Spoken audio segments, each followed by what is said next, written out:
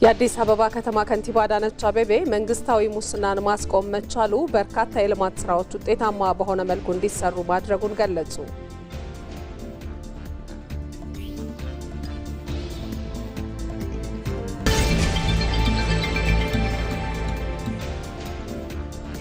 በኢትዮጵያ ያለውን የማዕድን ሀብት በእቅድ መምራት ከተቻለ የብልጽግና መስፈንጠሪያ እንደሚሆን ተገለጸ።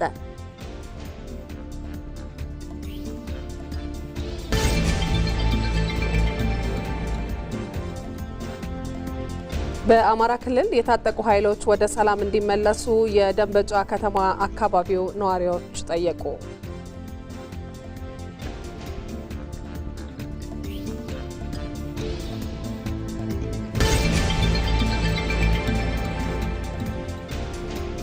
በሆሮ ጉድሩ ወለጋ ዞን በህብረተሰቡ ተሳትፎና በቡሳ ጎኖፋ ኦሮሚያ አማካኝነት በ70 ሄክታር መሬት ላይ የለማው ስንዴ የተሰበሰበ መሆኑ ተገለጸ።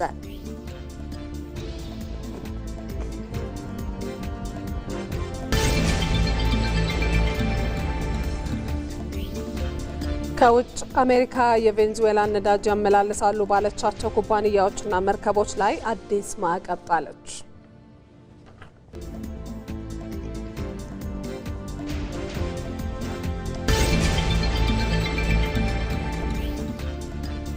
በስፖርት ዘገባችን በአፍሪካ ዋንጫ ታሪክ እጅግ ስኬታማ ከሆኑት ሀገራት መካከል ካሜሩን አንዷ ነች የሚለው የሰዓቱ አበይት ጉዳዮቻችን ናቸው።